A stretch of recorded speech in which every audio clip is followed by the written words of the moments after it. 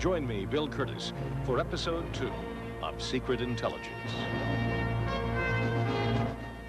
Tonight at 8, here on Channel 2. Tuesday, we used to think nature operated in a logical, methodical way. One could take the point of view that you don't understand anything about the world until you understand turbulence. Now we're beginning to discover that out of chaos comes order. Explore the strange new science of chaos on Nova. Then, Eastern Airlines is a company at war with itself. On one side, the unions. I live and breathe fighting management and Eastern Airlines. On the other, management. The world has changed. The marketplace rules. Who will win the battle for Eastern Airlines? A new season of Frontline. No one lets you discover the facts like KTCA. Tuesday, all beginning at 7, here on Channel 2. A mother's dreams, a son's ambition, a family's anguish and triumph. I'm gonna put on a show! American Playhouse presents Danny Glover and Esther Roll in Lorraine Hansberry's masterpiece that cuts to the heart of the American dream, A Raisin in the Sun. The season premiere of American Playhouse, Wednesday night at 7. Long ago and far away, heroes and villains, love and magic. The enchantment awaits, long ago and far away. Another great children's show on Channel 2, Sunday mornings at 11:30. You're watching KTCA TV, Channel 2. It takes two.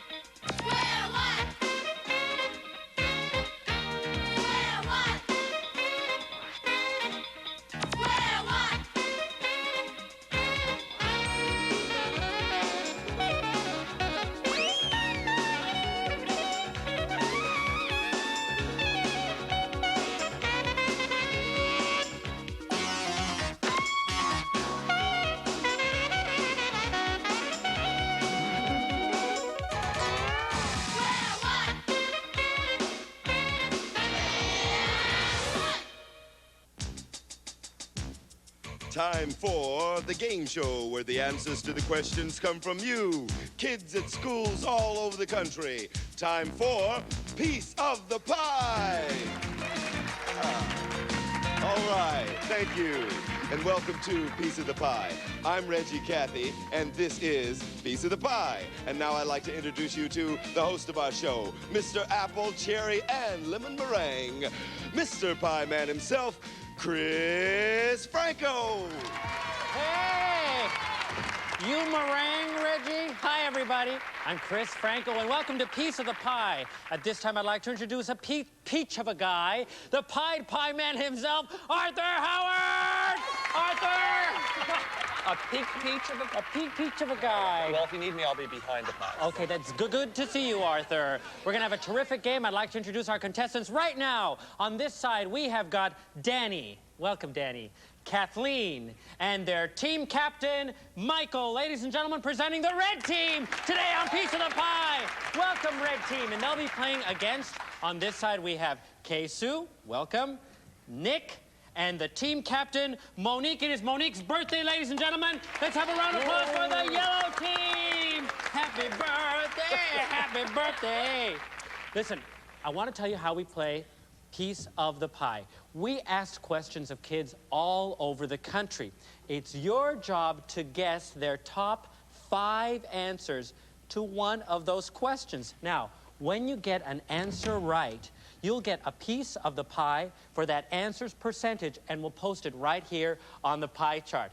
The first team that gets over 50% of the pie wins the game. Now, should you have a question that you can't come up with an answer, you can call one huddle per game where your team will come together and you'll come up with one terrific team response, okay? Reggie, you there? Yes, I am. Would you please tell us about today's bar chart, please? Sure thing, Chris. We asked kids at Martin Luther King School in Cambridge, Massachusetts, to name something you can identify just by its smell.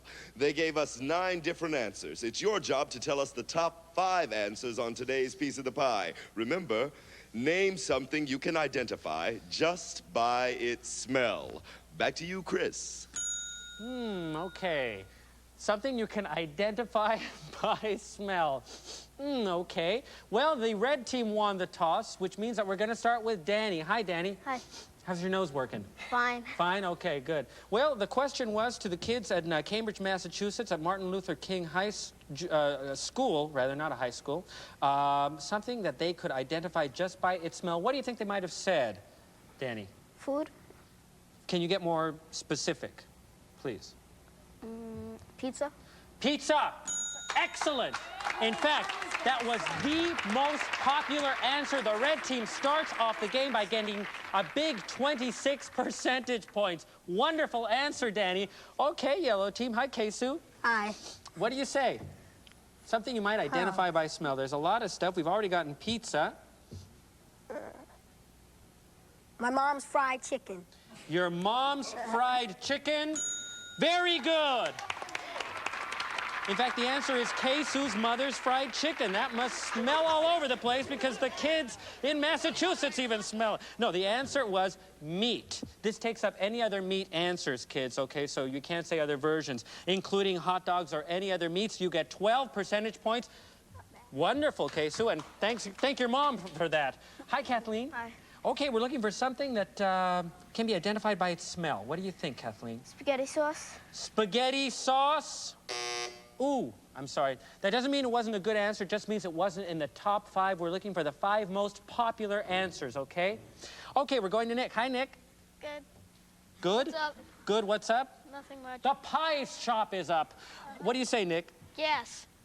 What? Gas. Gas? Yeah. Gas. Gas does smell in liquid or in when there's a gas leak. Okay, we're going to go over to Michael. Hi, Michael. Hi. You're the team captain? Yes. What does the team captain say? I say a skunk. A skunk.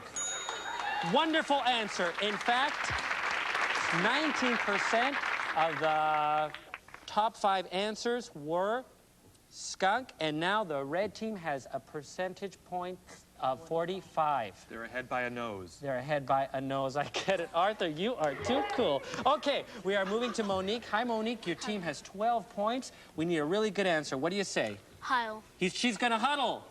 Okay, the yellow team is getting together, and their huddle skills are being worked thoroughly here. Monique, the team captain, is questioning Nick and Kesu, and they have come up with something, I'm sure. What do you say, Monique? An elephant. An elephant! Ooh, not one of the top 5 answers. I've been around elephants in the Loopy sketch, and yes, they do smell. Okay, we're going to go over to Danny. Hi, Danny. Hi. You had one terrific answer last time. What do you say this time? Huddle. Huddle. Okay, the red team is going to call huddle. Very good choice, because a winning answer could send them over the top. Okay. Rotten eggs. Once again, please. Rotten eggs. Rotten eggs. Ooh, but you are right. Rotten eggs do smell. We're going over back to Kesu. Kesu, your team needs the points. What do you say? Okay, that ding, ding, ding, ding means that this is the last round. Both teams are going to huddle. We're going to get the final answer from your team captains. Please huddle. This is going to be for the final question in this game. Something we can identify just by its smell. We're going to go to Monique when the music is over. Hope she's got a terrific answer. Coffee. Coffee? I'm sorry, that is not one of the top 5 answers. Back to Michael. We said tea. Tea. Not a correct answer, but it doesn't matter because your team has the biggest piece of the pie, which means you win. You have a 45%, as is demonstrated here by our chart, so the red team wins. Congratulations, red team. Terrific. The only answers which were not given, Arthur, were... Oh, flour. And Candy. Flower had 20 percentage points. Candy had 23 percentage points. Yellow team, you played a terrific game. I want to thank you for being with us today. And as our second place winners, you win this terrific Square One sweatshirt that you get to take home. Isn't that great?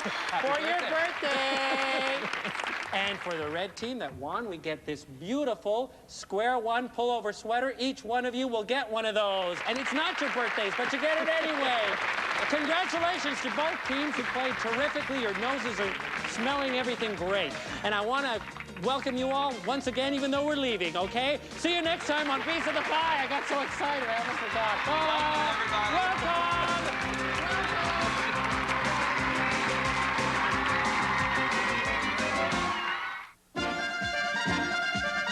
Here comes Dirk Niblick of the Math Brigade. He'll look you right in the eye. He's always pleasant, Never dismay. He's seldom flustered, rarely afraid. I'll show you numbers that should be displayed. He's a hero and what a guy. Here's Dirk.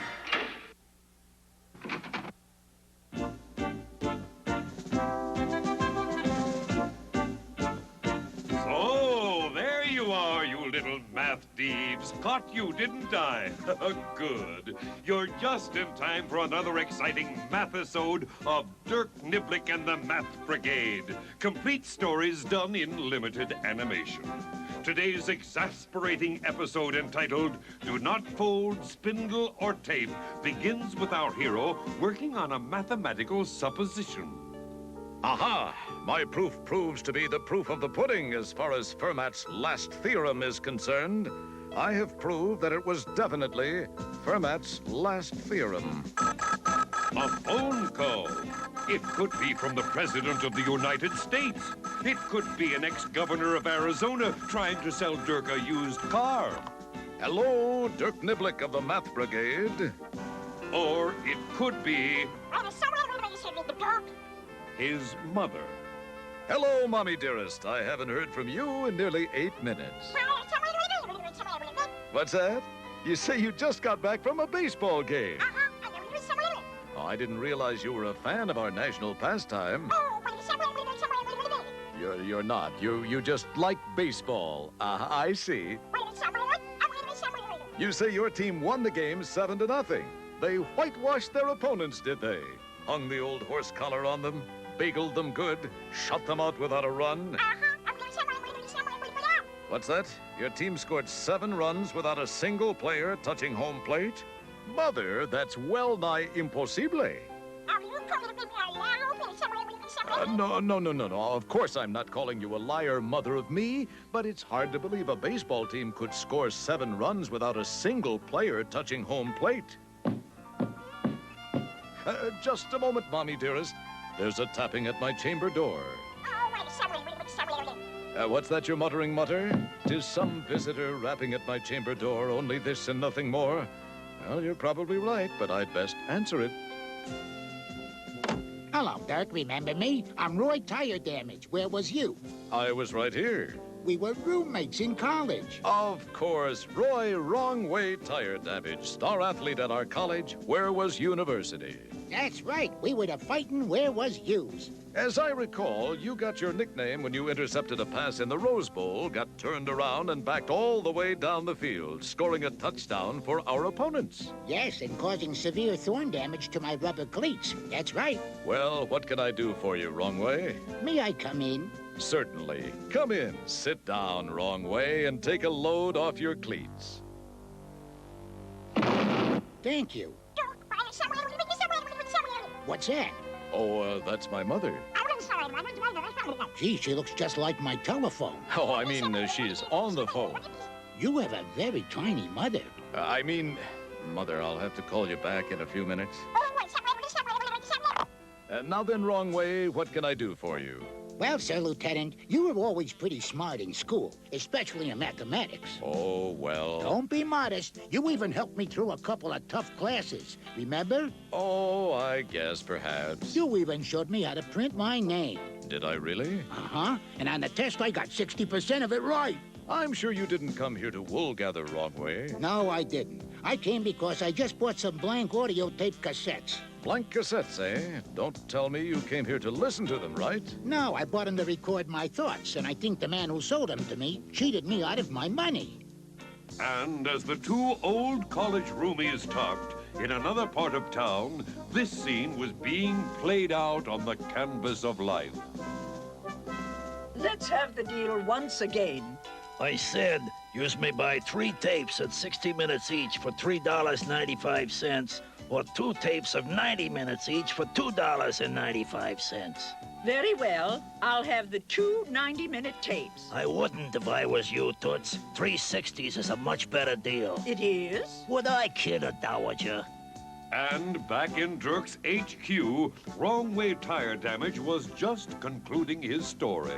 And he kept pressuring me and told me to hurry up, and so I bought the 3 60-minute tapes. I see. Did you try to buy the 2 90-minute tapes? Uh-huh, but he said it wasn't a good deal. He told me to buy the 60s. This was his offer. Dirk decided to write the problem down to help him think about it more clearly. 3 60-minute tapes for $3.95, 2 90-minute tapes for $2.95. Yep, that was his offer. 3 60s for $3.95 or 2 90s for $2.95. Don't your ma yell at you for writing on the walls? Do you see the error in your thinking, Wrong Way? Yeah, there's plenty of air in my thinking. I got a whole head full of it. So, boys and girls, and any puppies or kittens that may be viewing, Dirk thinks he has found the answer to this problem. Have you spotted it? What is wrong with this proposition? Puzzle it out. Use your noodles. We'll be back in a cliché.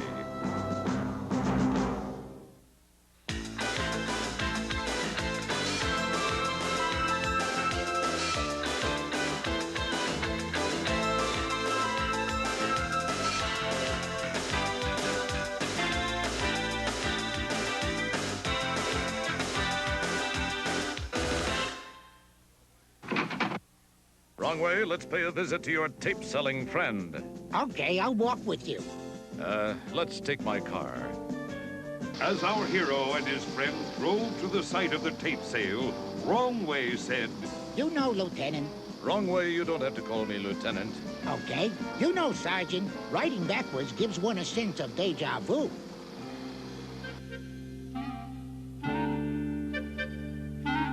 I'm interested in your audio tapes.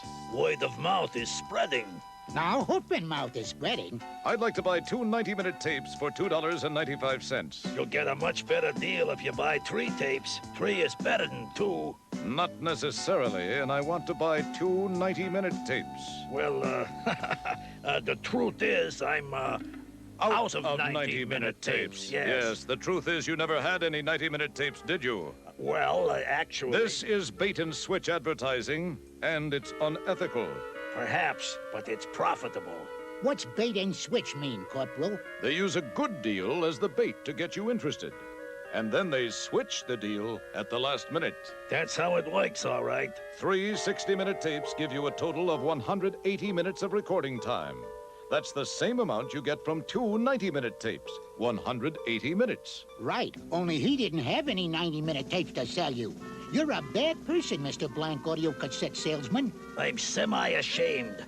Here's your money back, and keep the tapes. I'll have the Better Business Bureau deal with you. And if that don't help, we'll get the Best Business Bureau. Thanks for your help, Dirk. Anytime, Wrong Way. Remember to look back both ways when crossing the street. And also, Wrong Way, you have to be careful when you're buying products from people. Really, you've got only yourself to blame. Ah, stop preaching, Niblick. It does make a fellow feel good to use some common sense and some mathematical prowess. A ringing from a phone booth. I'd better answer it. It could be Superman. Hello? I see. What's that? Oh, the problem. Right. Yes, you said your baseball team won a game 7-0 without a single player touching home plate. All right, Mother. How did they do it? Oh, all the players who scored the runs were married, not single. Oh, that's very funny, Mommy. You little minx. Bye-bye, Mommy dearest.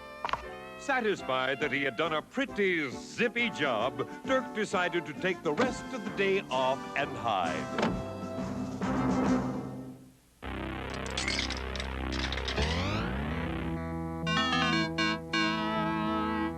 Mathman, your mission mission is to eat exactly the numbers for t that will make this inequality true. T plus 40 is less than 75. When you encounter a number, you will have until the count of 3 to make your decision. And beware the tainted Mr. Glitch. Oh, I'm Mathy. He will eat you if you are wrong. Yahoo! Mathman, Mathman, Mathman, Mathman, Mathman, Mathman, Mathman, Mathman. It's me. Think. 30 looks good. 30 plus 40 is less than 75. Bye-bye. Mathman, Mathman, Mathman, Mathman, Mathman. T plus 40 is less than 75. Mathman, Mathman, Mathman, Mathman. Oh. Yep, 4 plus 40 is less than 75. Goodbye.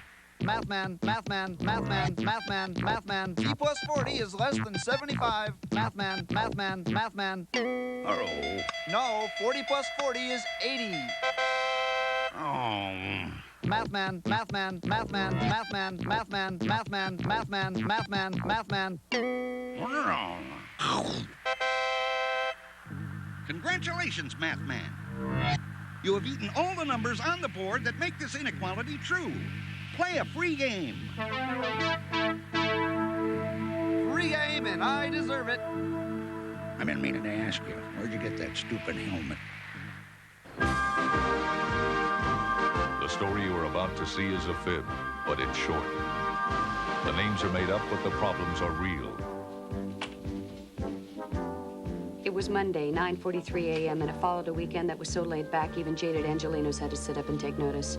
I was working the day watch out of Mathnet. The boss is Thad Green. My partner is George Franklin. My name is Monday. I'm a mathematician.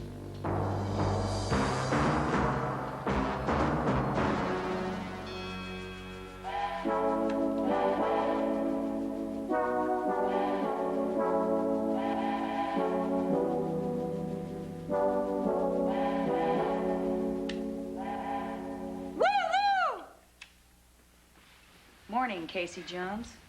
Morning, Kate. Casey Jones, huh? I didn't know you followed pro basketball. Pro basketball? Casey Jones was a locomotive engineer, George. Oh. Well, I guess he had a second career because he went on to coach the Boston Celtics. George, why are you doing whatever it is you're doing?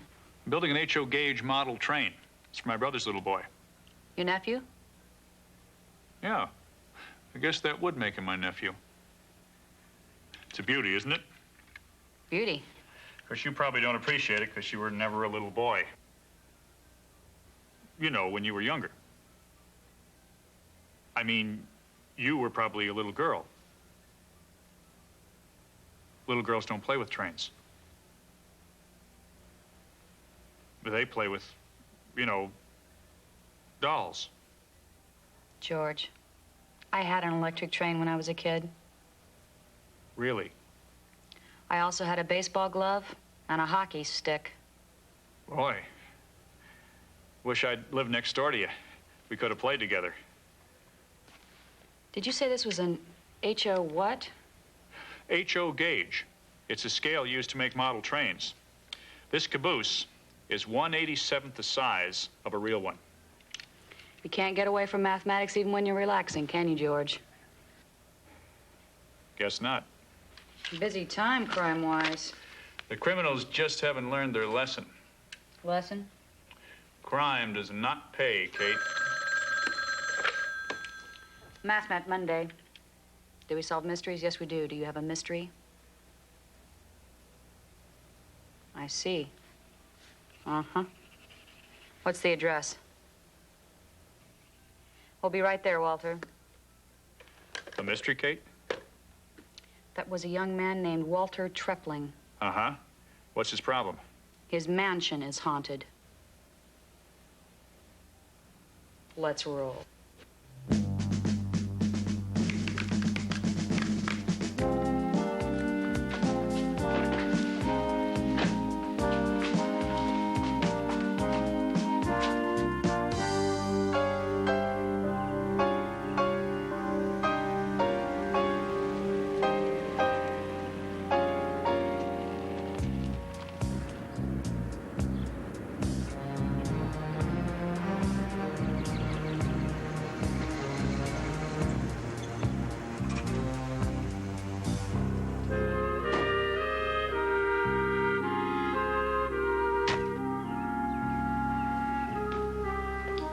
Hello, young man. I'm Kate Munday. This is my partner, George. Frankly, Mathnet. Thank you for coming. I'm Walter Treckley. You say your house was haunted, Walter? Yeah, it sure is. That's what has me scared. Little Louie is scared, too. Louie is your little brother? He's my ward. Your ward? Uh-huh, he's a parrot. Walter, Sir? the things that you're telling us. Yes, sir? Don't make any sense. Rats, and I haven't even told you about the ghosts yet. Walter, is this your house? Yes. Well, no. Well, sort of. Want to run that by us again, Walter? Sure.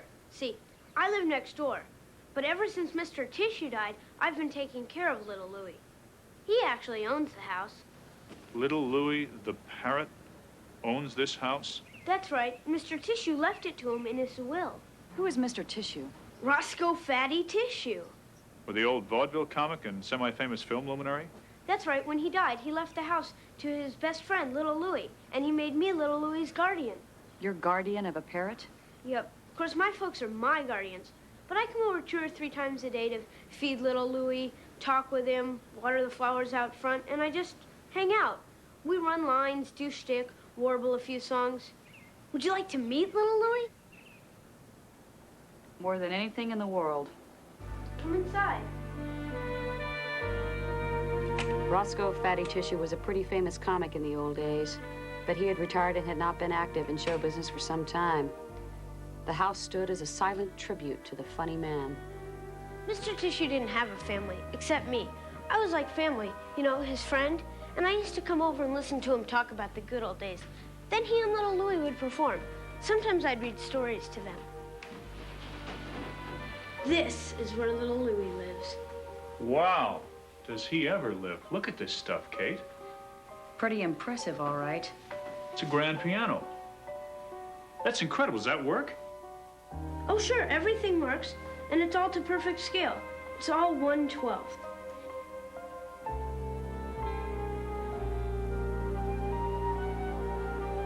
Even that painting is 1/12 the size of the original one. Well, 1/12 the length and 1/12 the width. Of course, the area is 1/144th. George. Mr. Tissue was a real freak when it came to scaling. Bet he would have loved your trains, George. Does the parrot know how to play the piano? Yes, but not very well. Yesterday he got his beak stuck between A and B flat. There seems to be something missing. Something missing. Are you kidding? He's got easy chairs, a library of classics, a TV set, a hi-fi setup. It's a CD, actually. Little Louie's got it all. What could be missing, Kate? Little Louie, George. Oh, right. He's around somewhere. Little Louie, little Louie. Who was that lady I saw you with last night? That was no lady, that was my wife.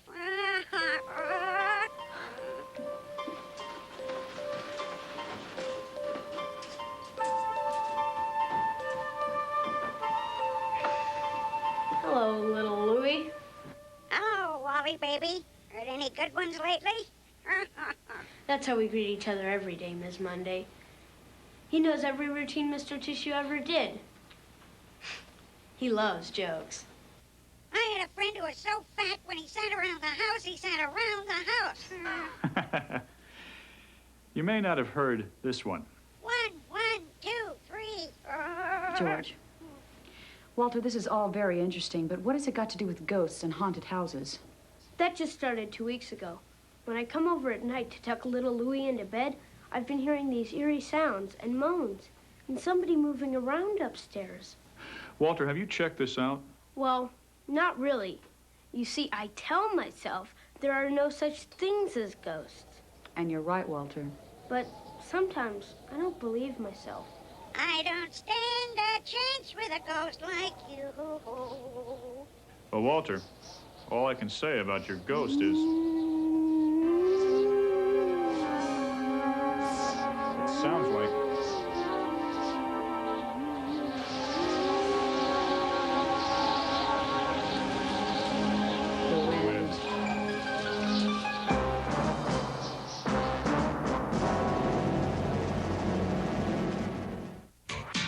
100% of Square One TV is a production of the Children's Television Workshop. This program was made possible by grants from the National Science